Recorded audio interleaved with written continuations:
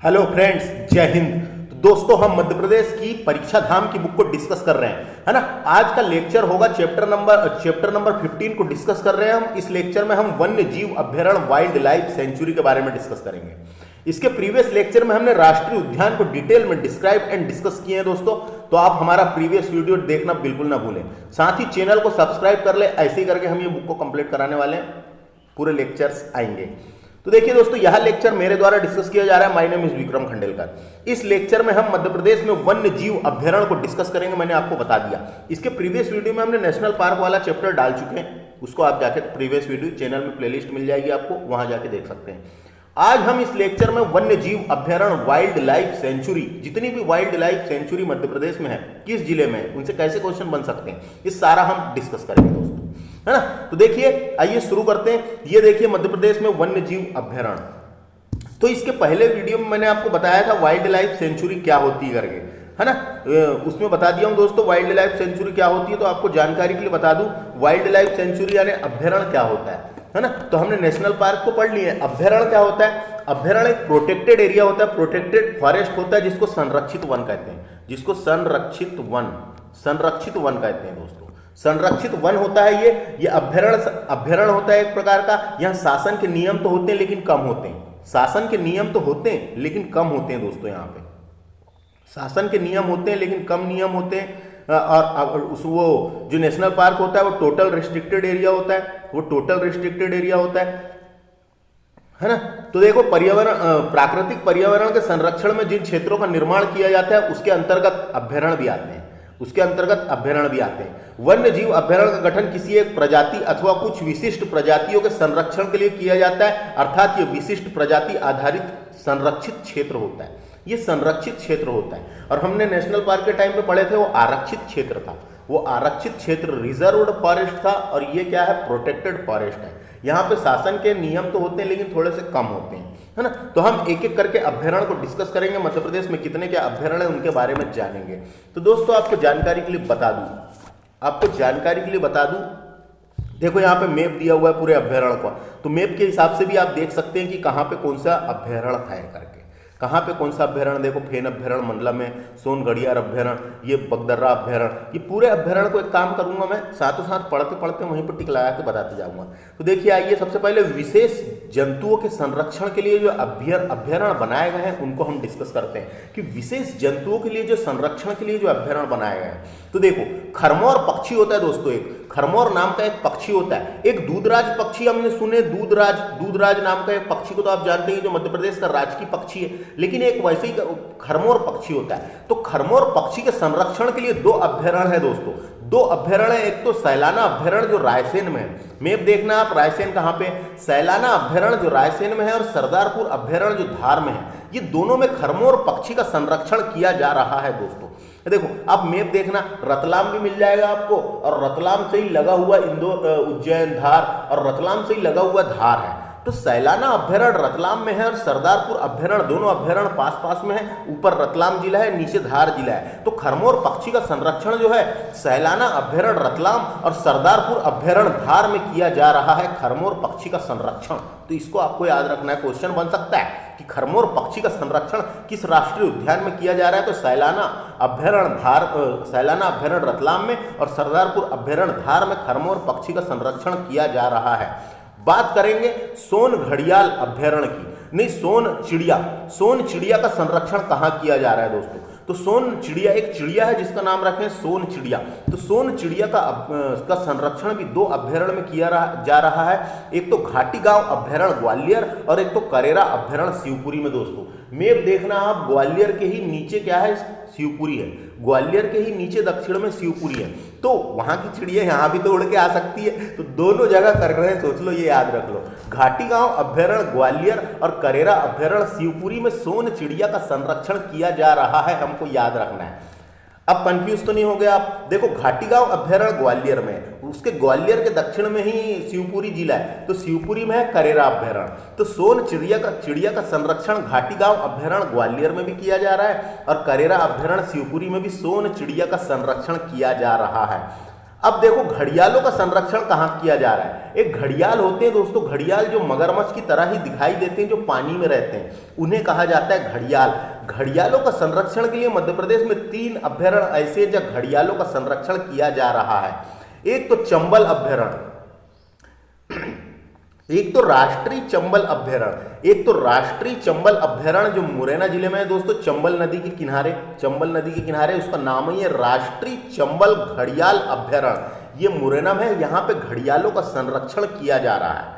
उस अभयारण्य का नाम ही है राष्ट्रीय चंबल घड़ियाल अभयारण्य। ये मुरैना जिले पे है, यहाँ पे घड़ियालों का संरक्षण किया जा रहा है। दूसरा केन, एक केन नाम का अभयारण्य है दोस्तों, छतरपुर पन्ना में, छतरपुर में है, स्पेशली छतरपुर पन्ना के बॉर्डर में है।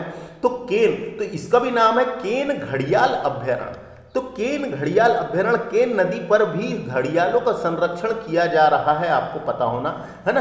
तो केन अभयारण्य पर भी घड़ियालों का संरक्षण किया जा रहा है।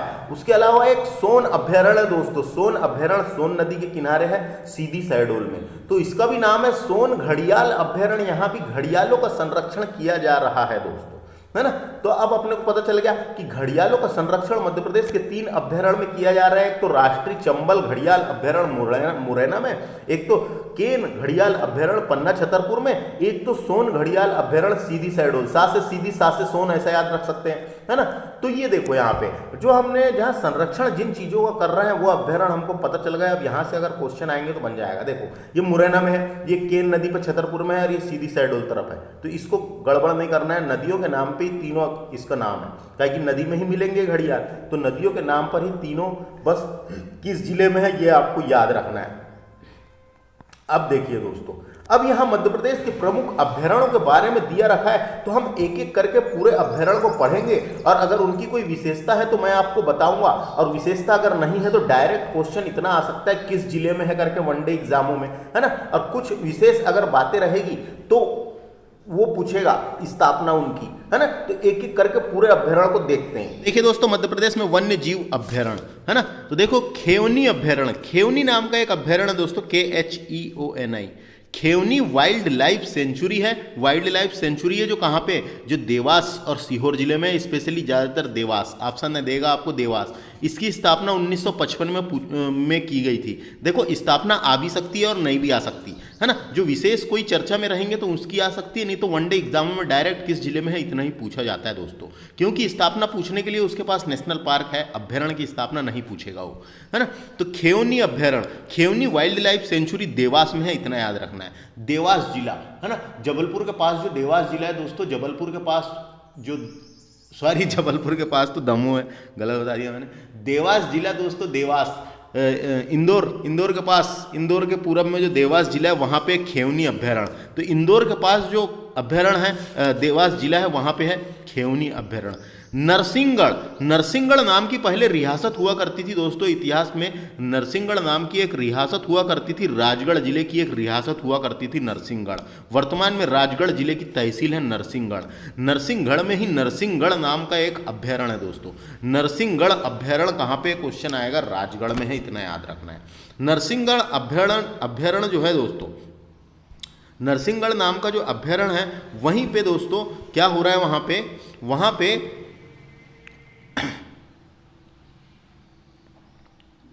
क्या बता रहा था मैं, हाँ, नरसिंहगढ़ अभयारण्य जो है, अभयारण्य के बीच में एक चिड़ीखो नाम की तालाब भी है दोस्तों, झील बोल सकते हैं, तालाब, चिड़ीखो नाम की एक झील है, तालाब है इस अभयारण्य के अंदर ही। और चिड़ीखो झील या तालाब को मालवा एक कश्मीर कहा जाता है दोस्तों। मालवा एक कश्मीर, इसका मतलब मालवा एक कश्मीर का मतलब कश्मीर का मालवा नहीं, मालवा का कश्मीर कहा जाता है नरसिंहगढ़ अभयारण्य को, या फिर चिड़ीखो तालाब को। तो नरसिंहगढ़ अभयारण्य के अंदर ही एक तालाब है जिसका नाम है, झील है, चिड़ीखो झील। तो क्वेश्चन ऐसा आ सकता है, मालवा कश्मीर किसको कहा जाता है, ऑप्शन में चिड़ीखो तालाब देगा, चिड़ीखो झील देगा। अगर चिड़ीखो ऑप्शन नहीं देता तो फिर डायरेक्ट नरसिंहगढ़ अभयारण्य को ही मालवा का कश्मीर या मालवा एक कश्मीर के रूप में जाना जाता है, इतना याद रखना है, कई बार आ चुका है। ये राजगढ़ जिले में मैंने बता दिया, इसकी स्थापना 1974 में की गई थी नरसिंहगढ़ अभ्यारण्य की। बात करेंगे सोन घड़ियाल अभ्यारण्य। सोन नदी के किनारे दोस्तों, आप सोन नदी का मैप मन में याद कीजिए। सोन घड़ियाल अभ्यारण्य, सोन नदी किधर बहती है? सीधी शहडोल तरफ बहती है। शहडोल में ही शहडोल के ही देवलोध में सोन नदी पे बांध भी बन रहा है एक, है ना, क्या नाम है उसका, बाण सागर बांध। तो यहाँ पे क्या बात हो रही है, सोन घड़ियाल अभ्यारण्य कहाँ पर है करके। तो सोन नदी बहती है सीधी शहडोल तरफ, सा से सोन, सा से सीधी, सा से शहडोल, ऐसा याद रखना है। तो ये जो सोन घड़ियाल अभ्यारण्य है, यहाँ पे घड़ियालों का संरक्षण किया जा रहा है। मैंने बताया था घड़ियाल क्या होते हैं करके, है ना, घड़ियाल क्या होते हैं आपको पता है कि नहीं। घड़ियाल जो होते हैं दोस्तों एक मगरमच्छ जैसे ही आकृति का होता है वो, जिसके लंबे यानी ये एक लुप्त प्राय प्रजाति है दोस्तों। तो घड़ियाल या मगरमच्छ की जीवित प्रजाति में से सबसे यानी उसको बचाने के लिए सोन घड़ियाल अभ्यारण्य में घड़ियालों का संरक्षण किया जा रहा है। तो डायरेक्ट क्वेश्चन आ सकता है सोन घड़ियाल अभ्यारण्य कहाँ पर है, तो ये सीधी शहडोल में, सीधी ऑप्शन देगा। 1974 में की गई थी इसकी स्थापना। अगला है रातापानी अभ्यारण्य। रा से रातापानी और रा से रायसेन याद रख सकते हैं आप। 1976 में की गई थी इसकी स्थापना। रातापानी जो अभ्यारण्य है दोस्तों, इसका नाम है Ratapani wild life sanctuary and tiger reserve. ये टाइगर रिजर्व भी बनाया जा चुका है दोस्तों। तो रातापानी अभ्यारण्य रायसेन जिले में है। ये एकमात्र ऐसा अभ्यारण्य है जहां टाइगर प्रोजेक्ट चलाया जा रहा है, बाघ बचाओ अभियान चलाया जा रहा है। आप जानते होंगे बाघ बचाओ अभियान केवल और केवल नेशनल पार्क में चलाए जाते हैं, लेकिन ये एक ऐसा अभ्यारण्य है, वाइल्ड लाइफ सेंचुरी है, जहाँ पे टाइगर प्रोजेक्ट चलाया जा रहा है, क्योंकि यहाँ टाइगरों की संख्या ज़्यादा हो गई है, टाइगर देखने आते हैं लोग। तो यहाँ पे भी बाघ बचाओ अभियान यानी टाइगर रिजर्व घोषित कर दिया गया है ना। तो 18-19 में इसे टाइगर रिजर्व घोषित कर दिया गया है। तो रातापानी अभ्यारण्य रायसेन में है। ये पहला ऐसा अभ्यारण्य है जहाँ पे टाइगर प्रोजेक्ट चलाया जा रहा है। इस प्रकार से हम बोल सकते हैं कि मध्य प्रदेश में 7 टाइगर रिजर्व है। 6 नेशनल पार्क हो गए और ये 7 टाइगर रिजर्व, एक इसको गिनेंगे तो 7 टाइगर रिजर्व है मध्य प्रदेश में। तो आ गया समझ में। 1976 में इसकी स्थापना की गई थी। रातापानी रा से रायसेन। बोरी अभ्यारण्य कहाँ पे है दोस्तों, तो बोरी नाम का एक अभ्यारण्य है जहाँ पे सर्वाधिक सागुन के वन यानी सागुन की सघनता पाई जाती है। डायरेक्ट मैंने आपको सागुन के टाइम पे ही पढ़ाया था। सागुन के वृक्षों की सर्वाधिक सघनता बोरी घाटी होशंगाबाद में पाई जाती है। ये बोरी अभ्यारण्य दोस्तों होशंगाबाद जिले में है। इसकी स्थापना 1977 में की गई थी। डायरेक्ट क्वेश्चन पूछा जाएगा आपको वनडे एग्जाम में। मैं तो एग्जाम देने गया था तो मेरे को तो आया था बोरी अभ्यारण्य कहाँ पर है। बोरी अभ्यारण्य जो है होशंगाबाद में है, इतना अपने को टिक करना है बस। आगे बात करेंगे चंबल घड़ियाल अभ्यारण्य की दोस्तों। तो चंबल नदी के किनारे मुरैना में चंबल राष्ट्रीय चंबल घड़ियाल अभ्यारण्य है दोस्तों। इसका पुराना नाम देवरी घड़ियाल अभ्यारण्य था। इसका पहले नाम देवरी अभ्यारण्य के रूप में भी मिलता है। तो चंबल घड़ियाल अभ्यारण्य जिसे देवरी अभ्यारण्य कहते हैं, ये मुरैना जिले में है। 1978 में की गई थी इसकी स्थापना। और आपको बता दूं यहाँ पे घड़ियालों का संरक्षण किया जा रहा है। इसके अलावा यहाँ पे डॉल्फिन होती है दोस्तों, डॉल्फिन का संरक्षण भी किया जा रहा है दोस्तों। गंगा नदी की जो डॉल्फिन है, गंगा डॉल्फिन का संरक्षण भी यहाँ किया जा रहा है। क्योंकि देखो मछली विपरीत दिशा में बहती है, जहाँ पानी विपरीत चढ़ता है। तो गंगा नदी चंबल नदी यमुना में जाके मिलती है और यमुना नदी गंगा नदी में जाके मिलती है। तो यमुना डॉल्फिन और गंगा डॉल्फिन रिटर्न होके विपरीत तैर के यहाँ भी आ जाती है ना। तो यहाँ भी देखने को मिली है डॉल्फिन का संरक्षण यहाँ भी किया जा रहा है। चंबल घड़ियाल अभ्यारण्य में डॉल्फिन का संरक्षण भी किया जा रहा है और घड़ियालों का संरक्षण भी किया जा रहा है। डॉल्फिन एक मछली के टाइप की होती प्रजाति। ये याद रखना है दोस्तों, ये क्या है, ये स्तनपायी जीव है, यानी ये बच्चे देती है, अंडे नहीं देती, है ना। ये स्तनपायी जीव है, अपने बच्चों को दूध पिलाती है। ये अंडे नहीं देती, बच्चे देती है ना। समझ में आ गया।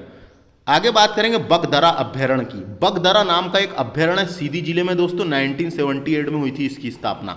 तो बगदरा नाम का एक अभ्यारण्य सीधी जिले में, हमने सीधी जिले में इसके पहले सोन घड़ियाल अभ्यारण्य पढ़े, वैसे ही एक और अभ्यारण्य है इस जिले में, सीधी जिले में बगदरा अभ्यारण्य। तो बगदरा अभ्यारण्य डायरेक्ट इसको याद ही रखना है। मैं ट्रिक तो अभी नहीं बता रहा हूँ यहाँ पे, ट्रिक बताने से मतलब भी नहीं रहता, लंबा खिंचता है। देखो 2-4 बार पढ़ोगे तो सब याद होता है दोस्तों। बगदरा अभ्यारण्य कहाँ पे? सीधी जिले में। बात करेंगे गंगेऊ अभ्यारण्य। गंगेऊ परियोजना याद करिए दोस्तों, हमने पढ़े थे गंगेऊ परियोजना पन्ना में, है कि नहीं? तो वहीं उस परियोजना के नाम पे यानी वैसी परियोजना के नाम पे या फिर एक अभ्यारण्य का भी नाम है गंगेऊ अभ्यारण्य, ये पन्ना में है दोस्तों। गंगेऊ गंगेऊ गंगेऊ अभ्यारण्य कहाँ पर है? पन्ना में है, इसको याद रखना है। गंगेऊ अभ्यारण्य में हमने परियोजना भी पढ़े, वहाँ पे नहर भी पढ़े, है ना? तो ये इसी नाम का एक अभ्यारण्य है, कहाँ? पन्ना जिले में, इसको याद रखना है। करेरा अभ्यारण्य इंपॉर्टेंट है। करेरा अभ्यारण्य शिवपुरी में है दोस्तों। मैंने बताया था शुरू में आपको, करेरा अभ्यारण्य में किसका संरक्षण किया जा रहा है? तो करेरा अभ्यारण्य में सोन चिड़िया, घाटी गांव अभ्यारण्य और करेरा अभ्यारण्य में सोन चिड़िया का संरक्षण किया जा रहा है दोस्तों। करेरा अभ्यारण्य शिवपुरी में है, इसकी स्थापना 1981 में की गई थी। तो करेरा अभ्यारण्य कई बार पेपर में पूछा जा चुका है, डायरेक्ट किस जिले में, इतना ही पूछता है। तो करेरा अभ्यारण्य जो है ये शिवपुरी में है, इसको याद रखें। केन घड़ियाल अभ्यारण्य, तो केन नदी में केन का घड़ियालों का संरक्षण किया जा रहा है। केन नदी में उस अभ्यारण्य का नाम है केन घड़ियाल अभ्यारण्य, जो पन्ना छतरपुर में है दोस्तों। पन्ना छतरपुर तरफ से ही बहती केन नदी, तो उसका नाम ही रख दिए केन घड़ियाल अभ्यारण्य, है ना, जो 1981 में स्थापना की गई थी। यहाँ पर भी घड़ियालों का संरक्षण किया जा रहा है। डायरेक्ट क्वेश्चन ऐसे ही पूछेगा, केन घड़ियाल अभ्यारण्य किस जिले में है? तो पन्ना छतरपुर में या छतरपुर ऑप्शन देगा, है ना, दोनों जिले साथ साथ में लगे हुए हैं। बात करेंगे कूनो पालपुर अभ्यारण्य दोस्तों, इसी को तो मध्य प्रदेश का 11वां नेशनल पार्क बनाया गया है। कूनो पालपुर अभ्यारण्य जो है ये श्योपुर जिले में है। कूनो नदी के किनारे कूनो नदी प्रवाहित होती है इसके मध्य से। तो कूनो पालपुर अभ्यारण्य जो है ये श्योपुर जिले में है। इसे 1981 में अभ्यारण्य के रूप में स्थापना की गई थी। इसकी 1981 में अभ्यारण्य के रूप में स्थापित किया गया था और 2018 में इसे मध्य प्रदेश का नेशनल पार्क यानी नेशनल पार्क का दर्जा दे दिया गया, नेशनल पार्क घोषित कर दिया गया है दोस्तों। कब किया गया है? 2018 में। मध्य प्रदेश का 11वां नेशनल पार्क है। डायरेक्ट क्वेश्चन आ सकता है, कूनो पालपुर अभ्यारण्य कहाँ पर है? श्योपुर जिले में है, इतना याद रखना है। और यहीं पे कूनो पालपुर अभ्यारण्य पर ही गुजरात के गिर नेशनल पार्क से एशियाई बब्बर शेरों को बसाए जाने की योजना स्वीकृत है। एशियाई बब्बर शेरों को बसाए जाने की योजना स्वीकृत है। अगला है घाटी गांव अभ्यारण्य, मोस्ट इंपॉर्टेंट है, ये ग्वालियर में है, ये भी 1981 में स्थापना की गई थी। घाटी गांव अभ्यारण्य कहां पर है करके डायरेक्ट क्वेश्चन पूछ लिया जाता है वनडे एग्जामों में। यहां पर सोन चिड़िया का संरक्षण किया जा रहा है। जो सोन चिड़िया होती है दोस्तों, सोन चिड़िया का संरक्षण घाटी गांव अभ्यारण्य और करेरा अभ्यारण्य शिवपुरी 2 जगह किया जा रहा है। गांधी सागर अभ्यारण्य, तो हमने नदी के टाइम पे पढ़े थे दोस्तों गांधी सागर बांध, गांधी सागर जल विद्युत केंद्र।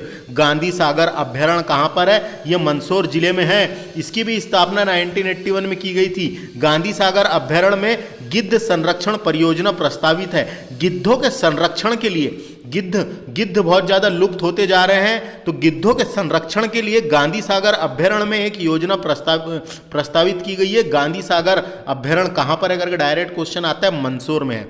फेन अभ्यारण्य, इसका नाम है मिनी फेन अभ्यारण्य, छोटा है काफ़ी है, तो मिनी फेन अभ्यारण्य ये मंडला में है, 1983 में स्थापना की गई थी। तो इसको याद रखना है, मिनी फेन अभ्यारण्य। फा में आई की मात्रा, फैन अभ्यारण्य कहाँ पर है? मंडला में है, इसमें गड़बड़ मत करना, इसको याद रखो। अगला है पनपठा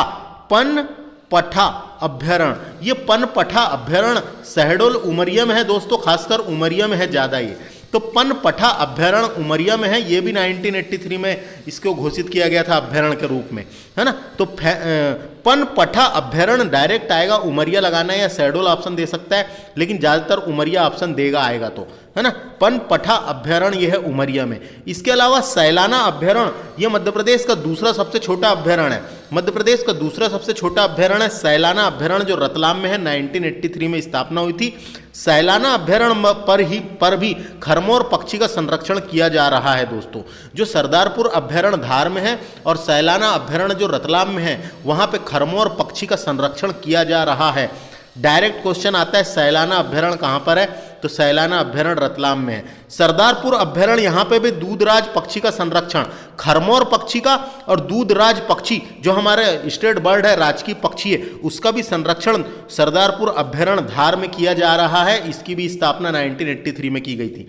डायरेक्ट क्वेश्चन आता है सरदारपुर अभ्यारण्य कहां पर है, तो ये धार में है। यहां पे दूधराज पक्षी और खरमोर पक्षी का संरक्षण किया जा रहा है। अगला है नौरादेही सागर अभ्यारण्य, यानी नौरादेही अभ्यारण्य। नौरादेही अभ्यारण्य जो है ये सागर में है। 1984 में इसकी स्थापना हुई थी। ये जो नौरादेही अभ्यारण्य दोस्तों, ये मध्य प्रदेश का सबसे बड़ा अभ्यारण्य क्षेत्रफल के अनुसार।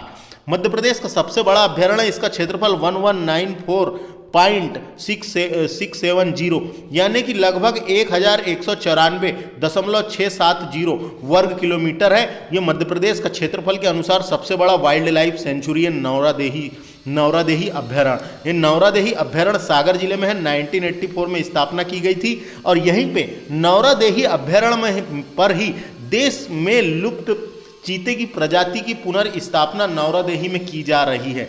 तो नौरादेही अभ्यारण्य में ही अफ्रीकन कंट्री है एक नामीबिया। नामीबिया एक अफ्रीकन कंट्री है दोस्तों। नामीबिया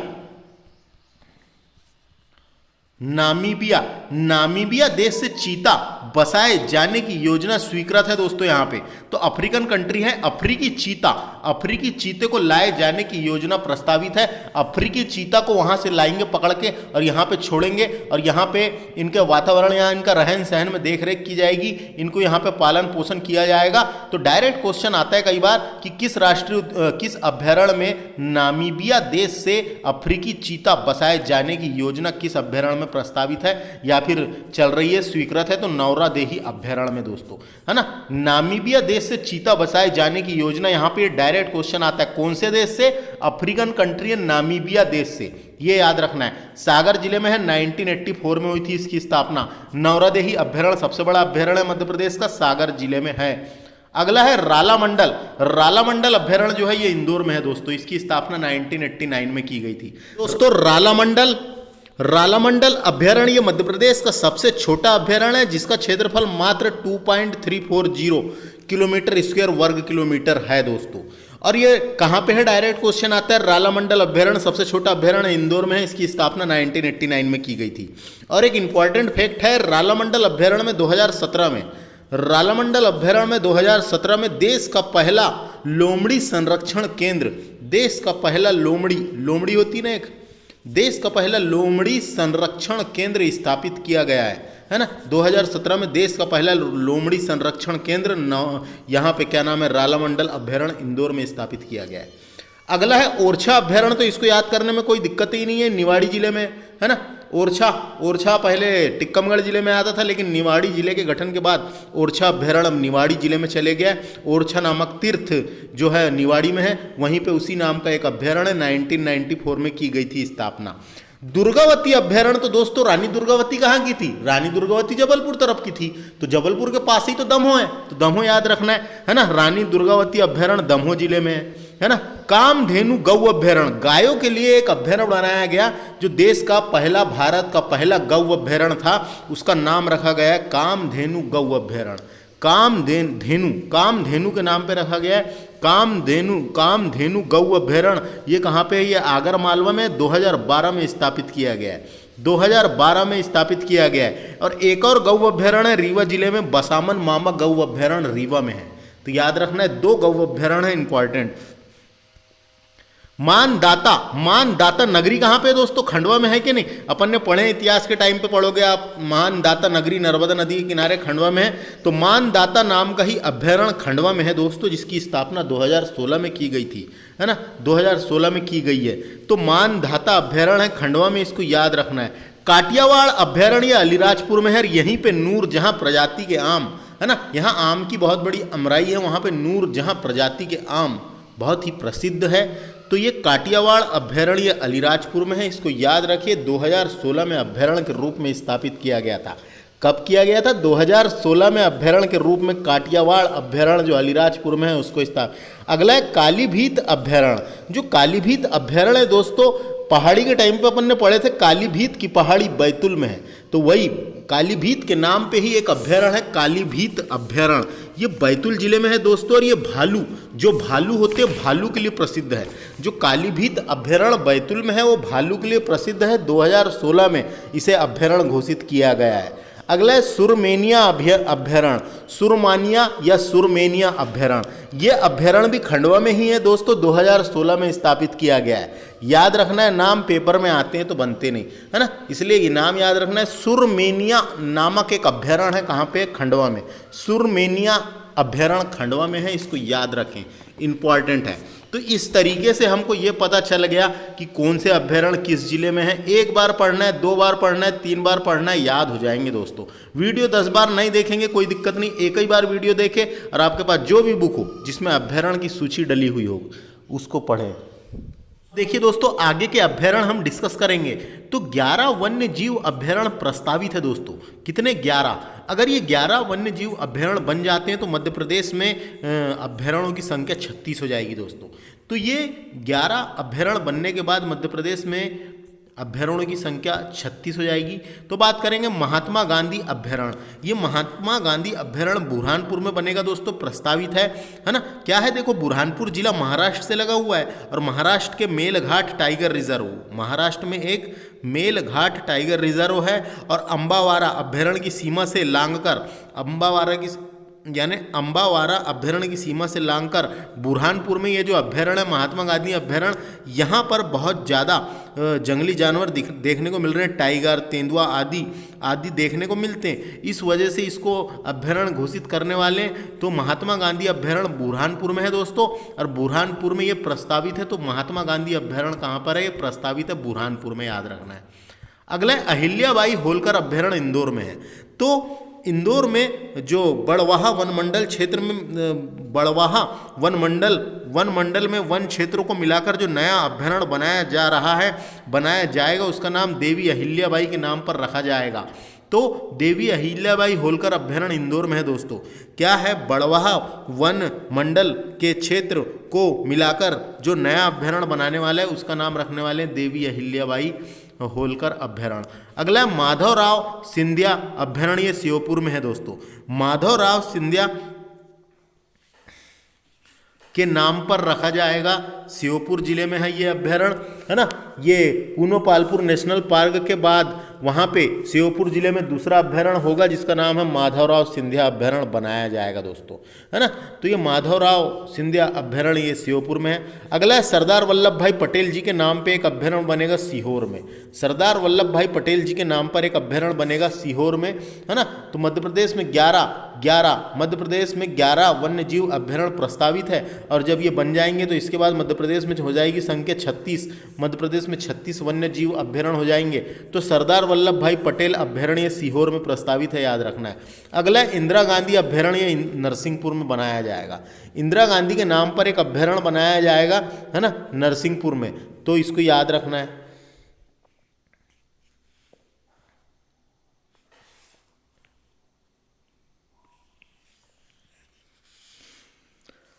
इंदिरा गांधी के नाम पर एक अभ्यारण्य बनेगा नरसिंहपुर में। अगला है राजा दलपत शाह अभ्यारण्य मंडला में। तो राजा दलपत शाह ये कौन थे? ये मंडला जिले के थे ना, है ना। राजा दलपत शाह मंडला जिले के थे, है ना। तो उन्हीं के नाम पे मंडला में बनने वाला है ना, याद रखना है। अगला है जमुना देवी अभ्यारण्य। तो जमुना देवी जो हमारी पहली महिला नेता प्रतिपक्ष थी, उनके ही नाम पे धार में बनेगा,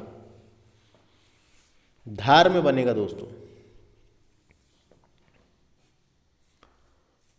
क्योंकि जमुना देवी का जन्म भी सरदारपुर में हुआ था, जो धार जिले की सरदारपुर तहसील है वहाँ पे हुआ था। जमुना देवी का पूर्व नेता प्रतिपक्ष रही है ये मध्य प्रदेश की, और इनके नाम पे अभ्यारण्य बनेगा धार में, याद रखना। नेक्स्ट देखिए दोस्तों, राजेंद्र प्रसाद अभ्यारण्य। राजेंद्र प्रसाद के नाम पे रखा जाएगा ये। तो राजेंद्र प्रसाद अभ्यारण्य जो प्रस्तावित है कहाँ? हरदा में बनेगा। हरदा में बनने की मांग चल रही है, हरदा में बनेगा, वहाँ पे अभ्यारण्य का नाम होगा। ओमकालेश्वर अभ्यारण्य याद रखने में कोई दिक्कत नहीं है, ये खंडवा में है। ओमकालेश्वर अभ्यारण्य खंडवा में प्रस्तावित है। राघोगढ़ अभ्यारण्य गुना जिले की एक तहसील है दोस्तों। राघोगढ़ गुना जिले की एक रियासत भी हुआ करती थी, राघोगढ़। तो राघोगढ़ के नाम पे ही, उस तहसील के नाम पे ही अभ्यारण्य का नाम रखा जाएगा। वहीं तहसील राघोगढ़ में ही है ये, गुना जिले में। तो राघोगढ़ अभ्यारण्य गुना में है। अगला है भीमराव अंबेडकर अभ्यारण्य। भीमराव अंबेडकर जी के नाम पे रखा जाएगा, ये सागर में प्रस्तावित है, सागर में बनेगा दोस्तों, है ना। डॉक्टर भीमराव अभ्यारण्य बनने वाला है, वन्यजीव अभ्यारण्य सागर में प्रस्तावित है, याद रखना है। सागर जिले में प्रस्तावित है। तो ये पूरे प्रस्तावित अभ्यारण्य है। ये जब यानी कि 11 अभ्यारण्य ऐसे मध्य प्रदेश में 11 अभ्यारण्य ऐसे 11 अभ्यारण्यों को मंजूरी दी गई है। ये प्रस्तावित है, इनको बनाने की मांग चल रही है, यानी सरकार इनको बनाएगी। तो इनको बनाने के बाद मध्य प्रदेश में अभ्यारण्यों की संख्या हो जाएगी 36, है ना। मध्य प्रदेश में 11 नए वन्यजीव अभ्यारण्य बनाने के बाद 36 हो जाएंगे। कितने हो जाएंगे? 36 बिल्कुल टोटल बने बुनाए 36 अभ्यारण्य हो जाएंगे। अब हम बात करते हैं मध्य प्रदेश में जैव मंडल आरक्षित क्षेत्र के बारे में। तो देखिए दोस्तों, मध्य प्रदेश में जैव मंडल आरक्षित क्षेत्र, तो ये क्या होता है? इसको इंग्लिश में बायोस्फीयर रिजर्व सेंटर कहा जाता है। बायोस्फीयर ऑफ इंडिया या बायोस्फीयर रिजर्व सेंटर भी कहा जाता है दोस्तों। बायोस्फीयर रिजर्व सेंटर भी कहा जाता है। भारत सरकार ने देश भर में 18 बायोस्फीयर रिजर्व सेंटर स्थापित करके रखे हैं, है ना। अपने भारत में 18 बायोस्फीयर रिजर्व सेंटर है, यानी भारत सरकार ने देश भर में 18 बायोस्फीयर संरक्षित क्षेत्र स्थापित किए हैं। ये बायोस्फीयर भंडार भौगोलिक रूप से जीव जंतु के प्राकृतिक भूभाग की रक्षा करते हैं, और अक्सर आर्थिक उपयोग के लिए स्थापित बफर जोन के साथ एक या ज्यादा राष्ट्रीय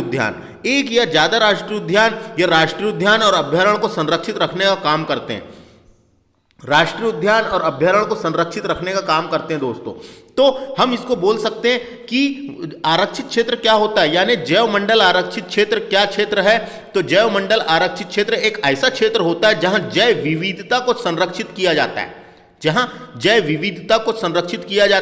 जैव विविधता से आशय किसी क्षेत्र विशेष में पाए जाने वाले सभी पौधे, जंतु, सूक्ष्म जीवों की विभिन्न प्रजातियों से है। आरक्षित क्षेत्र में हम उस क्षेत्र को जैव विविधता एवं संस्कृति को सुरक्षित रखते हैं, वहां की जैव विविधता को और संस्कृति को सुरक्षित रखते हैं दोस्तों। तो समझ में आ गया। भारत में 18 बायोस्फीयर रिजर्व सेंटर है। सबसे पहला कौन सा बना था? सबसे पहला नीलगिरी की पहाड़ी है तमिलनाडु में, उसको घोषित किया गया था। भारत का पहला बायोस्फीयर रिजर्व सेंटर नीलगिरी की पहाड़ी था। और भारत का सबसे बड़ा बायोस्फीयर रिजर्व सेंटर कौन सा है? कच्छ, जो गुजरात में कच्छ है दोस्तों। गुजरात में कच्छ है, वो सबसे बड़ा, भारत का सबसे बड़ा बायोस्फीयर रिजर्व सेंटर है। इसके अलावा आपको जानकारी के लिए बता दूं, मध्य प्रदेश में 3 बायोस्फीयर रिजर्व सेंटर है। मध्य प्रदेश में 3 नहीं है, मध्य प्रदेश में कितने? 3। भारत में कितने? 18, है ना। तो मध्य प्रदेश में 3 बायोस्फीयर रिजर्व सेंटर है। तो मध्य प्रदेश का पहला घोषित किया गया था पचमढ़ी को 1999 में मध्य प्रदेश का पहला बायोस्फीयर रिजर्व सेंटर घोषित किया गया था पचमढ़ी को। पचमढ़ी आता है होशंगाबाद में दोस्तों। सतपुड़ा राष्ट्रीय उद्यान एवं बोरी अभ्यारण्य शामिल है इसके अंतर्गत। देखिए, बायोस्फीयर रिजर्व सेंटर का अगर डायग्राम के माध्यम से मैं आपको समझाना चाहूँ तो देखिए, ये मान लीजिए ये एक बायोस्फीयर रिजर्व सेंटर है। इसके अंतर्गत एक अभ्यारण्य भी आता है, वन्यजीव अभ्यारण्य, और एक राष्ट्रीय उद्यान भी आता है दोस्तों। तो इस पूरे क्षेत्र को जैव विविधता के लिए अनुकूल माना जाता है, इसलिए इसको बायोस्फीयर रिजर्व सेंटर घोषित कर दिया जाता है। इसका मतलब आप समझ सकते हैं कि एक बायोस्फीयर रिजर्व के अंतर्गत एक नेशनल पार्क और एक अभ्यारण्य या 2 अभ्यारण्य ऐसे आ सकते हैं। 2 नेशनल पार्क आ सकते हैं या एक नेशनल पार्क आ सकता है, उसके अंतर्गत एक अभ्यारण्य 2 अभ्यारण्य शामिल होते हैं। तो ये आप अगर इसको डायग्राम के माध्यम से समझे तो ये एक नेशनल पार्क हो गया, ये एक अभ्यारण्य हो गया, और ये पूरा बायोस्फीयर रिजर्व सेंटर हो गया। तो देखो, मैंने बताया ना, तो सतपुड़ा राष्ट्रीय उद्यान और बोरी अभ्यारण्य 2 शामिल है इसके अंतर्गत। ये मान लो ये सतपुड़ा राष्ट्रीय उद्यान है, ये बोरी अभ्यारण्य शामिल है इसके अंतर्गत। इसे 2009 में यूनेस्को ने अपनी सूची में शामिल किया है दोस्तों। इसे 2009 में यूनेस्को ने अपनी सूची में शामिल किया है। UNESCO UNESCO, United Nation education scientific cultural and organisation, जिसका मुख्यालय फ्रांस की राजधानी पेरिस में है दोस्तों। जिसका मुख्यालय फ्रांस की राजधानी पेरिस में। यूनाइटेड नेशन एजुकेशन, ई से क्या है? Education. United Nation education scientific cultural and organisation, जिसका मुख्यालय फ्रांस की राजधानी पेरिस में है, याद रखना है। यहां पे पचमढ़ी में बड़ी गिलहरी एवं उड़ने वाली गिलहरी पाई जाती है दोस्तों, याद रखना है। कहां? पचमढ़ी में। तो पचमढ़ी बहुत इंपॉर्टेंट है, अपना हिल स्टेशन है मध्य प्रदेश का, एक बहुत ही फेमस प्रसिद्ध हिल स्टेशन है पचमढ़ी से भी और क्या क्या क्वेश्चन आ सकते हैं मैं आपको बता देता हूं। देखो, पचमढ़ी इंपॉर्टेंट है दोस्तों। पचमढ़ी की खोज किसने किया था? तो पचमढ़ी की खोज 1842 में कैप्टन कैप्टन फॉरसिथ था कैप्टन फॉरसिथ। तो पचमढ़ी की खोज 1862 में कैप्टन फॉरसिथ ने किया था। कैप्टन फॉरसिथ ने किया था, ये नाम आ सकता है, याद रखना है। कैप्टन फॉरसिथ ने पचमढ़ी की खोज किया था। पचमढ़ी को मध्य प्रदेश की छत व ग्रीष्मकालीन राजधानी के रूप में जाना जाता है। 1999 में इसे बायोस्फीयर रिजर्व सेंटर घोषित किया गया था। ये मध्य प्रदेश का पहला बायोस्फीयर रिजर्व सेंटर था। दूसरा बात करेंगे हम अमरकंटक, जिसका नाम है अचानक मार वन्य जीव अभ्यारण्य बोल सकते हैं इसको, या अचानक मार आरक्षित क्षेत्र या जैव मंडल आरक्षित क्षेत्र बोल सकते हैं, या अचानक मार बायोस्फीयर रिजर्व सेंटर। इसको 2005 में घोषित किया गया था दोस्तों, है ना। और ये मध्य प्रदेश और छत्तीसगढ़ में भी है, यानी मध्य प्रदेश में अमरकंटक है और छत्तीसगढ़ में यानी बड़ा क्षेत्र होता है ना, इसलिए मध्य प्रदेश और छत्तीसगढ़ की सीमा पे है, बॉर्डर पे है। यहाँ पर सारस क्रोन पाए जाते हैं दोस्तों, यहाँ पे सारस क्रोन पाए जाते हैं। और इसके अलावा 2012 में इसे यूनेस्को ने अपनी सूची में शामिल किया था। याद रखना है। बात करेंगे पन्ना नवीनतम है दोस्तों मध्य प्रदेश का, 3 है ना मध्य प्रदेश में, तो पन्ना जैव मंडल आरक्षित क्षेत्र 2011 में शामिल हुआ था। पन्ना छतरपुर में आता है दोस्तों। इसके बीचों बीच से केन नदी गुजरती है। जो पन्ना जैव मंडल रिजर्व है, इसके बीचों बीच से केन नदी गुजरती है। इसके अंतर्गत गंगेऊ अभ्यारण्य, केन अभ्यारण्य और पन्ना राष्ट्रीय उद्यान शामिल है। मैंने बताया था ना, देखो ये एक राष्ट्रीय उद्यान होता है, 2 हो सकते हैं अभ्यारण्य या 1 भी हो सकता है। तो इसके अंतर्गत गंगेऊ अभ्यारण्य, केन अभ्यारण्य और पन्ना राष्ट्रीय उद्यान शामिल है दोस्तों। 2020 में पन्ना जैव मंडल को यूनेस्को ने अपनी सूची में शामिल किया है। तो ये क्वेश्चन मोस्ट इंपॉर्टेंट है, आते ही रहता है दोस्तों, आते ही रहता है। मध्य प्रदेश में पन्ना टाइगर रिजर्व को यूनेस्को की काय में शामिल किया गया है? यूनेस्को की world network of biosphere reserve सूची में शामिल किया गया है। किस में शामिल किया गया है? यूनेस्को की world network of biosphere reserve सूची में शामिल किया गया है। या भारत का 12वां व मध्य प्रदेश का तीसरा जैव आरक्षित क्षेत्र है दोस्तों, जिसे world network of biosphere reserve में शामिल किया गया है। तो इंपॉर्टेंट है, तो आते ही रहता है। डायरेक्ट क्वेश्चन पूछा जाएगा, मध्य प्रदेश का कौन सा है जो यूनेस्को में शामिल है? मध्य प्रदेश का कौन सा बायोस्फीयर रिजर्व है जो यूनेस्को में शामिल है? तो यूनेस्को में पन्ना शामिल है। और किस में शामिल है उसका नाम इंपॉर्टेंट है। यूनेस्को की world network of biosphere reserve सूची में शामिल किया गया पन्ना बायोस्फीयर रिजर्व सेंटर को। तो मध्य प्रदेश में 3 ही है, अपने को याद रखना है। पचमढ़ी कब बना? 99 में। अचानक मार जो है मध्य प्रदेश में, ये 2005 में घोषित किया गया था। और पन्ना वाले को 2011 में घोषित किया गया था। इसके अलावा 2020 में इसे यूनेस्को ने वर्ल्ड नेटवर्क ऑफ बायोस्फीयर सूची में शामिल किया है दोस्तों। डायरेक्ट क्वेश्चन आएगा, यहां से आपको पता रहना चाहिए ये। बस यहां से इतनी काम की जानकारी है ना। बता दिया मैंने, भारत में 18 है, पहला कौन सा बना था, नवीनतम कौन सा है ना। नवीनतम ये पन्ना ही वाला है दोस्तों, इसको बाद में घोषित किया गया इसलिए 12वें नंबर का है, लेकिन नवीनतम यही है, 18वें नंबर का यही है ना। तारीख के हिसाब से 12वां और घोषित के हिसाब से 18वां। तो समझ में आ गया, मध्य प्रदेश में 3 ही बायोस्फीयर रिजर्व सेंटर है। डायरेक्ट क्वेश्चन कई बार आया है, मध्य प्रदेश में कितने बायोस्फीयर रिजर्व सेंटर है? 3 है। कौन से सन याद रखना है और कहां पे है ये याद रखना है। अब बात करेंगे हम एग्जाम प्रीमियर लीग के हिसाब से जो इंपॉर्टेंट फैक्ट है उनको डिस्कस कर लेंगे। तो देखिए दोस्तों, मध्य प्रदेश का सबसे बड़ा अभ्यारण्य हमने पढ़े थे नौरादेही अभ्यारण्य, जो सागर में है। इसका क्षेत्रफल 1194.670 वर्ग किलोमीटर है। यहां पर चीता पुनर्वास केंद्र और यहां पर नामीबिया देश से अफ्रीका चीते बसाए जाने की योजना प्रस्तावित है। डायरेक्ट क्वेश्चन आता है, नौरादेही अभ्यारण्य में जो अफ्रीकन कंट्री है एक नामीबिया देश से अफ्रीकन चीता को लाया गया और यहां पर बसाए जाने की योजना प्रस्तावित है। वहां से चीते को पकड़ के लाएंगे और यहां पे छोड़ देंगे। जलवायु के अनुरूप यहां पे अच्छे से रह सकता है कि नहीं, उसकी देख रेख और यहां पे उनकी क्या बोलेंगे उसको, उनको बढ़ाने के लिए, है ना, उनकी प्रजातियों को यहां बढ़ाने के लिए लाया गया है। डायरेक्ट क्वेश्चन आ चुका है कई बार, नौरादेही अभ्यारण्य में किस देश से सहयोग से, किस देश से लाने वाले हैं, क्या लाने वाले हैं, सब याद रखना है। अगला मध्य प्रदेश का सबसे छोटा अभ्यारण्य है रालामंडल अभ्यारण्य, जो इंदौर में है। मात्र 2.340 वर्ग किलोमीटर इसका क्षेत्रफल है। रालामंडल अभ्यारण्य इंदौर में है। ये मध्य प्रदेश का दूसरा सबसे छोटा अभ्यारण्य है। और यहाँ पर लोमड़ी संरक्षण केंद्र 2017 में स्थापित किया गया है, जो देश का पहला है। देश का पहला लोमड़ी संरक्षण केंद्र 2017 में स्थापित किया गया है रालामंडल अभ्यारण्य में। अगला है पालपुर कूनो अभ्यारण्य, श्योपुर में है। कूनो पालपुर अभ्यारण्य श्योपुर में है। यहाँ पर गिर राष्ट्रीय उद्यान से गुजरात के गुजरात के गिर राष्ट्रीय उद्यान से एशियाई बब्बर शेरों को बसाए जाने की योजना प्रस्तावित है। मैंने बताया था आपको जो कूनो पालपुर अभ्यारण्य शिवपुर है, वहां पे जो गुजरात का जो गिर नेशनल पार्क है, जहां पे सिंह पाए जाते हैं, सिंह, लायन झब्बे बाल वाला लायन पाए जाते हैं, है ना, तो एशियाई सिंह पाए जाते हैं वहां पे। तो वहां से गुजरात के गिर नेशनल पार्क से एशियाई बब्बर शेरों को बसाए जाने की योजना स्वीकृत है, कूनो पालपुर अभ्यारण्य में, याद रखना है। अगला है मध्य प्रदेश का पहला वन्य जीव जागरूकता केंद्र रालामंडल इंदौर में बनाया गया था। डायरेक्ट क्वेश्चन आता है दोस्तों, ये डायरेक्ट क्वेश्चन आता है। मध्य प्रदेश का पहला वन्य जीव जागरूकता केंद्र की बात हो रही है, जागरूकता केंद्र रालामंडल इंदौर, रालामंडल जो इंदौर में है वहां बनाया गया था। डायरेक्ट क्वेश्चन आता है, मध्य प्रदेश का पहला वन्य जीव जागरूकता केंद्र कहां बनाया गया था? रालामंडल इंदौर में। अगला, भारत का सबसे बड़ा घड़ियाल केंद्र कौन सा है? तो मैंने बताया था राष्ट्रीय चंबल घड़ियाल अभ्यारण्य मुरैना में है ये। तो ये भारत का सबसे बड़ा घड़ियाल केंद्र है मुरैना वाला, और यहाँ पे डॉल्फिन का भी संरक्षण किया जा रहा है। मैंने बताया था कि नहीं, जो गंगा डॉल्फिन है, वो गंगा डॉल्फिन, यमुना डॉल्फिन, वो रिटर्न तैरते हुए चंबल नदी में आ जाती है, और यहाँ पे बनाया जा रहा है, यानी कि यहाँ भी देखने को मिलती है चंबल नदी में डॉल्फिन। डॉल्फिन एक स्तनपायी जीव है दोस्तों, है ना, ये बच्चे देती है, अंडे नहीं देती, याद रखना है।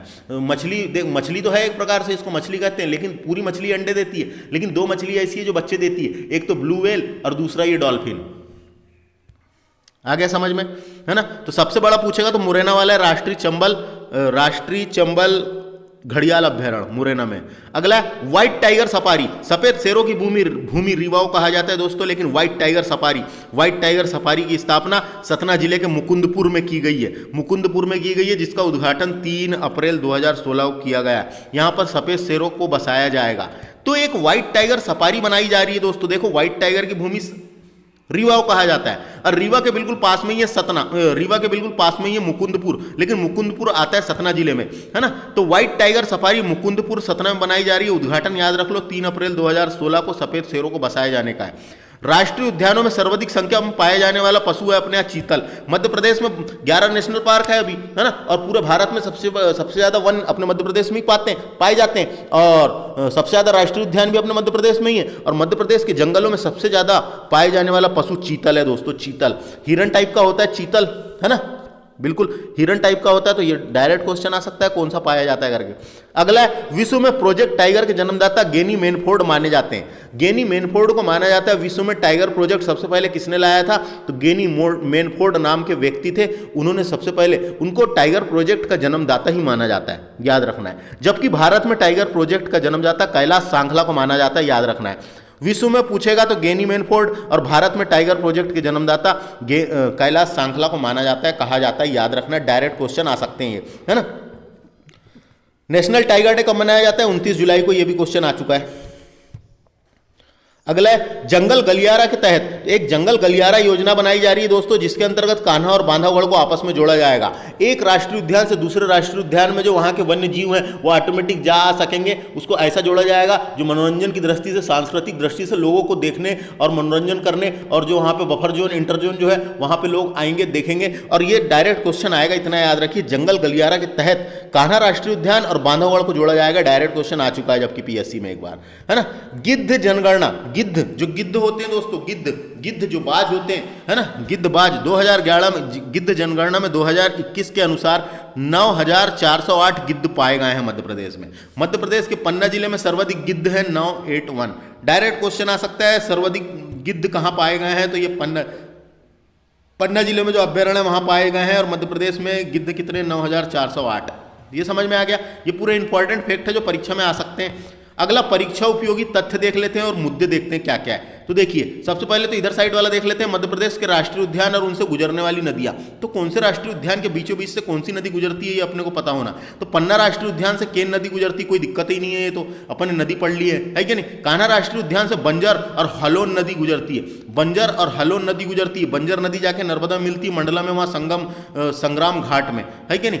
अगला बात करेंगे हम बांधवगढ़ राष्ट्रीय उद्यान से चरणगंगा नामक नदी बहती है, और चरणगंगा नदी के किनारे ही बांधवगढ़ का किला है, और बांधवगढ़ के किले में भगवान विष्णु की लेटी हुई प्रतिमा देखी जा सकती है दोस्तों। माधव राष्ट्रीय उद्यान से मनिहार नदी गुजरती है, जो माधव राष्ट्रीय उद्यान शिवपुरी है उसके बीच से मनिहार नदी गुजरती है। सतपुड़ा राष्ट्रीय उद्यान जो है, सतपुड़ा राष्ट्रीय उद्यान जो होशंगाबाद में है, वहां से देनवा नदी गुजरती है दोस्तों, और ये देनवा नदी नर्मदा में जाकर मिल जाती है। तो देनवा नदी सतपुड़ा राष्ट्रीय उद्यान से गुजरती है। पेंच नदी, पेंच राष्ट्रीय उद्यान से पेंच नदी और कान्हन नदी गुजरती है दोस्तों, याद रखना है। पेंच और कान्हन नदी दोनों नदी गुजरती कहां से? पेंच राष्ट्रीय उद्यान से। और डायनासोर जीवाश्म राष्ट्रीय उद्यान जो धार में है दोस्तों, वहां से जोबट नदी और बाघ नदी दोनों गुजरती है। तो जोबट नदी तो आ सकता है, इंपॉर्टेंट है। डायनासोर राष्ट्रीय उद्यान जो धार में है, वहां से जोबट नदी गुजरती है। इसके अलावा हम वन संबंधित जो अधिनियम आए हैं, है ना, जो अधिनियम बने हैं उनको एक बार देख लेते हैं, यहां से क्वेश्चन आने की संभावना है। देखिए दोस्तों, वन संबंधित कुछ अधिनियम आए हैं, तो इन अधिनियम को देखना जरूरी है, यहां से क्वेश्चन पूछा जाता है। पहला है भारतीय वन अधिनियम 1927, इसको इंग्लिश में इंडियन फॉरेस्ट एक्ट 1927 कहा जाता है। ये क्या है? डायरेक्ट क्वेश्चन आ सकता है, हमको पता होना। तो सबसे पहले तो क्वेश्चन ये आ सकता है, भारतीय वन अधिनियम कब आया? तो 1927 में आया। तो भारतीय वन अधिनियम 1927 का उद्देश्य वनोत्पाद की आवाजाही को नियंत्रित करना है। वनोत्पाद की आवाजाही को नियंत्रित करना है, उस पर शुल्क लगाना है। यह किसी क्षेत्र को आरक्षित वन, संरक्षित वन या ग्राम वन के रूप में घोषित करने के लिए अपनाई जाने वाली प्रक्रिया की भी व्याख्या करता है। ये अधिनियम। इस अधिनियम में वन अपराध क्या है उसके बारे में बताया गया है। किसी आरक्षित वन के अंदर कौन से कार्य निषेध है ये बताया गया है। और अधिनियम के प्रावधानों के उल्लंघन पर दंड क्या क्या दंड दिया जाएगा उसका विवरण किया गया है। बस इतना याद रखना है।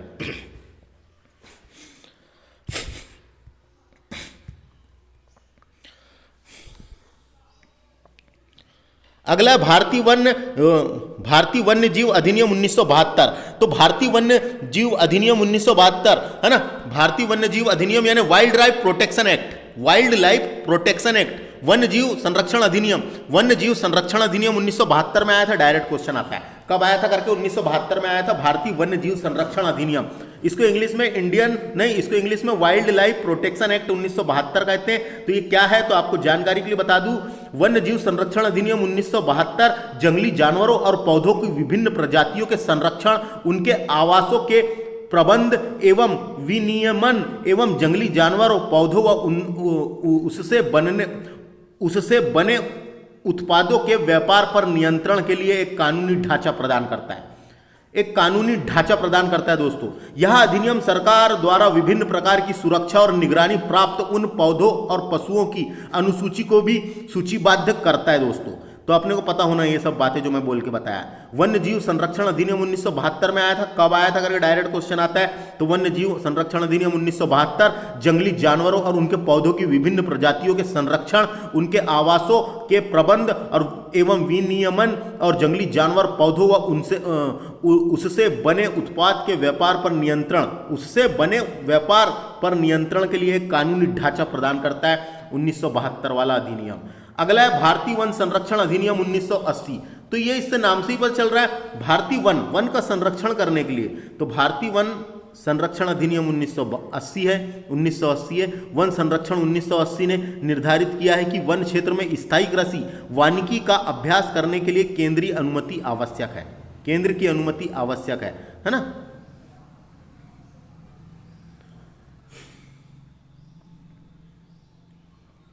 इसके अलावा इस अधिनियम के तहत उल्लंघन या परमिट की कमी को एक अपराध माना गया है।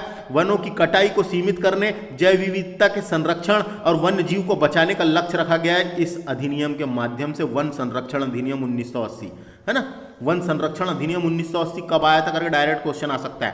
अगला बात करेंगे भारतीय पर्यावरण संरक्षण अधिनियम 1986। भारतीय पर्यावरण संरक्षण अधिनियम 1986 ये डायरेक्ट क्वेश्चन आता है। तो देखो, पर्यावरण संरक्षण अधिनियम संसद द्वारा 23 मई 1986 को पारित किया गया था और 19 नवंबर 1986 को लागू हो गया था। इसके 4 अध्याय हैं दोस्तों और 26 धाराएं हैं इसके अंतर्गत। इसे पारित करने का मुख्य उद्देश्य संयुक्त राष्ट्र संघ द्वारा पर्यावरण संरक्षण की दिशा में किए गए प्रयासों को भारत में कानून बनाकर लागू करना है। तो भारत में विधि या कानून बनाकर लागू करना है दोस्तों। तो क्या है भारतीय पर्यावरण संरक्षण अधिनियम 1986? इसका उद्देश्य संयुक्त राष्ट्र संघ द्वारा पर्यावरण संरक्षण की दिशा में किए गए प्रयासों को भारत में विधि या कानून बनाकर लागू करना, इसका मुख्य उद्देश्य है दोस्तों। भारतीय पर्यावरण संरक्षण अधिनियम 1986 डायरेक्ट आता है ना। तो बस इतना याद रख लो बस। इसमें 4 अध्याय हैं और 26 धाराएं हैं। इतना याद नहीं भी रखो तो इतना याद रखो, भारतीय पर्यावरण संरक्षण अधिनियम। डायरेक्ट क्वेश्चन आएगा, पर्यावरण संरक्षण अधिनियम कब आया? 1986 में आया था दोस्तों। उसके बाद बात करेंगे हम भारतीय जैव विविधता अधिनियम। तो भारतीय जैव विविधता अधिनियम कब आया? 2002 में।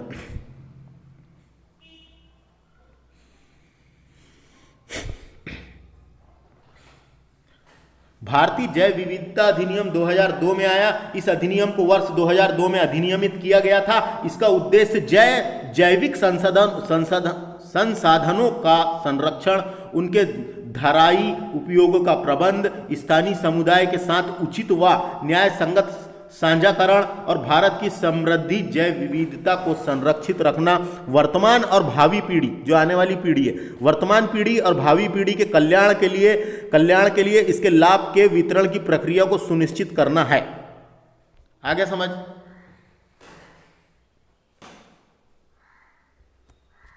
देखो वनडे एग्जाम में तो डायरेक्ट इतना ही क्वेश्चन आता है। भारतीय वन अधिनियम कब आया? 1927। भारतीय वन्य जीव संरक्षण अधिनियम कब आया? 1972। वन संरक्षण अधिनियम 1980, पर्यावरण संरक्षण अधिनियम 1986 और जैव विविधता अधिनियम 2002। इतना याद रखें बस, है ना। देखो पर्यावरण दिवस 5 जून को मनाया जाता है। जैव विविधता दिवस 22 मई को मनाया जाता है ना। पर्यावरण नहीं, जैव विविधता 22 मई को मनाया जाता है, तो ये याद रखना है। इसके बाद हम आगे चलते हैं, यहाँ से इतना आपको पता होना बस। उसके बाद अब देखते हैं यहाँ कुछ इंपॉर्टेंट फैक्ट है, इनको भी देख लेते हैं। मध्य प्रदेश का पहला क्रोकोडाइल रिसर्च सेंटर भोपाल के भदभदा में स्थापित किया जाएगा। तो याद रखना है, क्रोकोडाइल सेंटर बनने वाला है कहाँ पे? भोपाल के भदभदा में। अब हम आगे चलते हैं, बात करेंगे चिंटू चीता की। चिंटू नामक एक चीता है ना। तो अफ्रीका चीता से पहले कूनों का प्रचार करेगा चिंटू चीता, है ना। अफ्रीकन चीतों से पहले कूनों का प्रचार करेगा चिंटू चीता।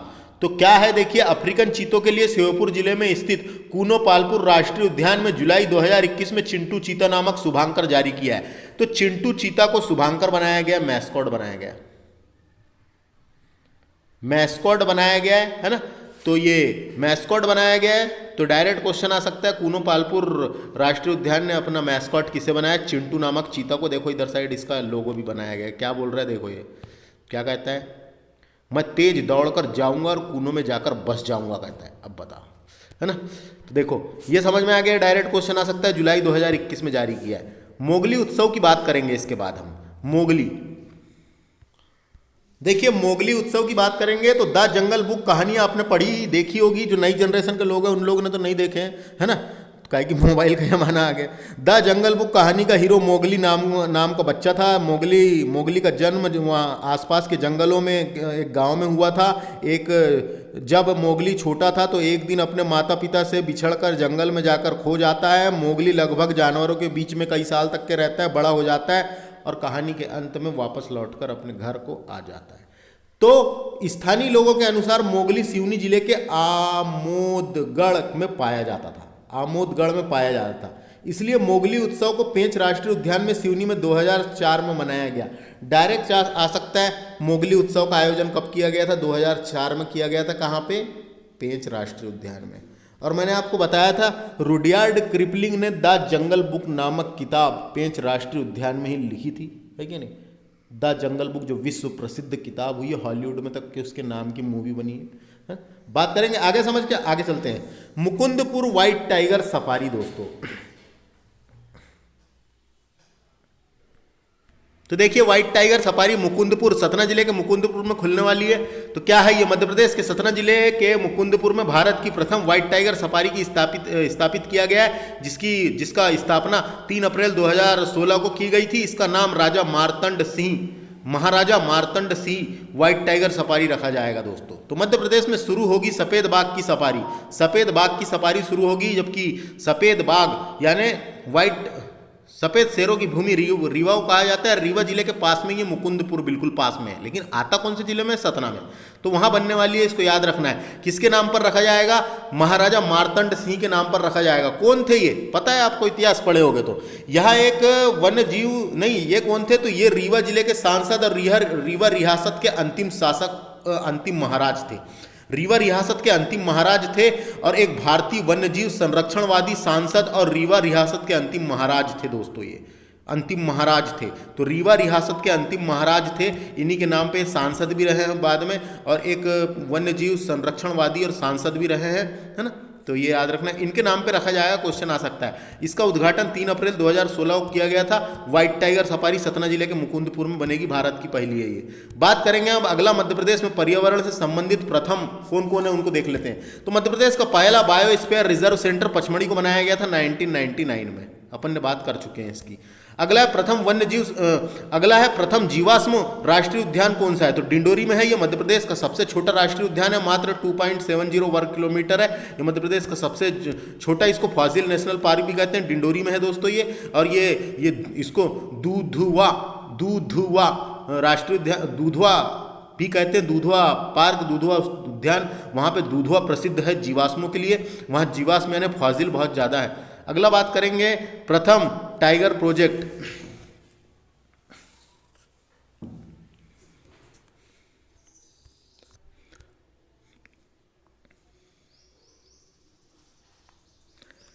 मध्य प्रदेश का पहला टाइगर प्रोजेक्ट कान्हा राष्ट्रीय उद्यान में आया था 1974 में, याद रखना है। तो आगे समझ में, मध्य प्रदेश का प्रथम टाइगर प्रोजेक्ट कान्हा राष्ट्रीय उद्यान मंडला में लाया गया था 1974 में दोस्तों। देखिए, वन्य जीव संरक्षण अधिनियम 1972 में आया था, कोई दिक्कत नहीं, इसको समझ में आ गया।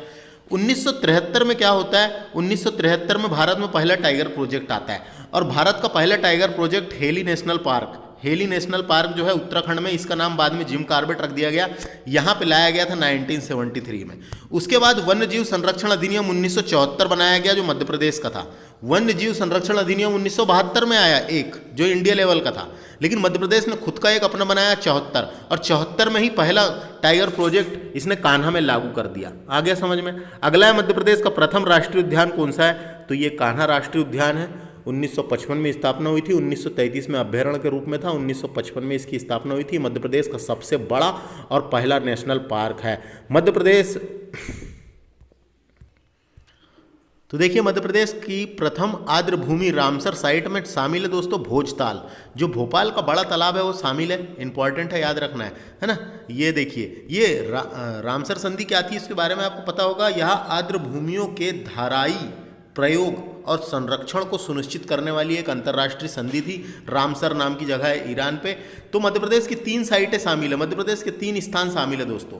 मध्य प्रदेश का कौन सा, इंदौर का सिरपुर तालाब, इंदौर का जो एक सिरपुर तालाब अपन ने पढ़े थे, सिरपुर तालाब, और दूसरा शिवपुरी की सांख्या सागर झील, शिवपुरी की सांख्या सागर झील। ऐसा करके मध्य प्रदेश की 3 साइटें हैं। रामसर साइट में 3 साइटें हैं, है ना, भोजताल, सिरपुर तालाब और सांख्या सागर झील। तो आगे डिस्कस करेंगे। देश का पहला जियोलॉजिकल पार्क जबलपुर में नर्मदा नदी के किनारे स्थापित किया जाएगा, है ना, स्थापित किया जाएगा। यह 35 करोड़ की लागत से 5 किलोमीटर क्षेत्र में बनेगा दोस्तों। 35 करोड़ की लागत से, 35 करोड़ की लागत से। इसका मतलब मध्य प्रदेश के जबलपुर के लम्हेटा नाम की जगह है जबलपुर में, लम्हेटा में देश का पहला जियोलॉजिकल पार्क बनाया जाएगा। 5 एकड़ भूमि पर 35 करोड़ रुपए के निवेश के साथ पार्क के निर्माण के लिए भारत सरकार के खनन मंत्रालय के तहत भारतीय भूवैज्ञानिक सर्वेक्षण द्वारा स्वीकृति प्रदान कर दी गई है। तो इसको याद रखना, डायरेक्ट आ सकता है। जियोलॉजिकल का मतलब होता है, क्या होता है इसका मतलब, जियोलॉजी पढ़े हो कि नहीं आपने, यानी सुने हो कि नहीं। जियोलॉजी यानी भूविज्ञान, वह विज्ञान जिसमें ठोस पृथ्वी का निर्माण करने वाले शैलों तथा उन प्रक्रियाओं का अध्ययन किया जाता है जिससे शैल, भूपर्पटी और स्थल रूपों का विकास कैसे हुआ, क्या हुआ, उसके बारे में पढ़ते हैं। उसका एक पार्क बनेगा जबलपुर में। अगला हम बात करते हैं दोस्तों रोहन चक्रवर्ती की। रोहन चक्रवर्ती कौन थे, रोहन चक्रवर्ती कौन थे? तो इनसे क्या क्वेश्चन आ सकता है। रोहन चक्रवर्ती एक प्रसिद्ध पर्यावरण कार्टूनिस्ट थे, कार्टूनिस्ट रहे हैं, ये हैं अभी भी कार्टूनिस्ट रहे हैं। रोहन चक्रवर्ती एक भारतीय कलाकार, कार्टूनिस्ट, चित्रकार और प्रकृतिवादी हैं। इनकी ग्रीन ह्यूमर श्रृंखला को 2013 में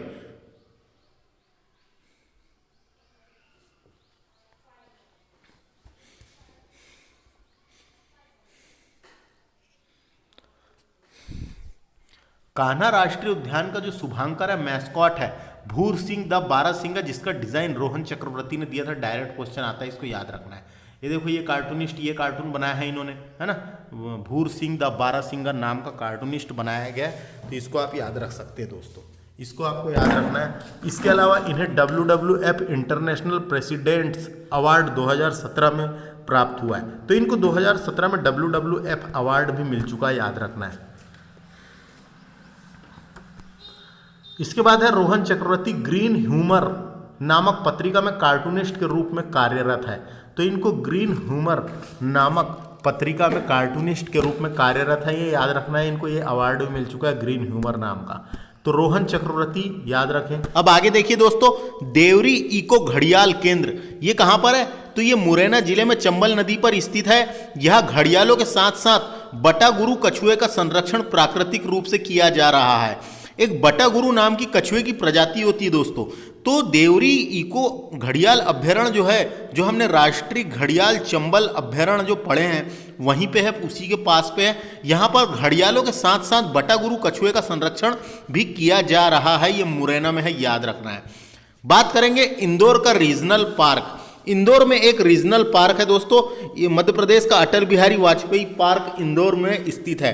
तो ये जो इंदौर में रीजनल पार्क है, इसी का नाम अटल बिहारी वाजपेयी पार्क रखा गया है, यानी तो अटल बिहारी वाजपेयी पार्क इंदौर जिले में स्थित है,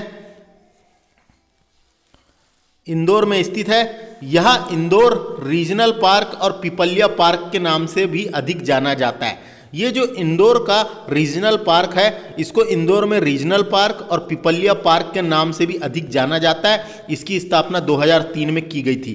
तो क्वेश्चन अगर आता है इंदौर में रीजनल पार्क कहाँ पर है, तो इंदौर में है, इसी का नाम अटल बिहारी वाजपेयी पार्क है जो इंदौर में है। ये दोस्तों अगला है चौसिंगा। चौसिंगा को हिंदी में बोलते हैं चार सिंग वाला मृग। एक मृग होता है दोस्तों, एक हिरण होता है जिसके ऊपर चार सिंग होते हैं, दो बड़े बड़े होते हैं, दो छोटे छोटे, चार सिंग होते हैं, उसी को चौसिंगा बोलते हैं। इसको फोर हॉर्न्ड एंटीलोप भी कहते हैं, इंग्लिश में फोर हॉर्न्ड एंटीलोप भी कहते हैं। तो मध्य प्रदेश में चौसिंगा कान्हा राष्ट्रीय उद्यान और पेंच राष्ट्रीय उद्यान में पाया जाता है, यानी कान्हा और पेंच में मिलता है, देखने को मिलता है ये चौसिंगा, चार सिंग वाला मृग। यह मृगों की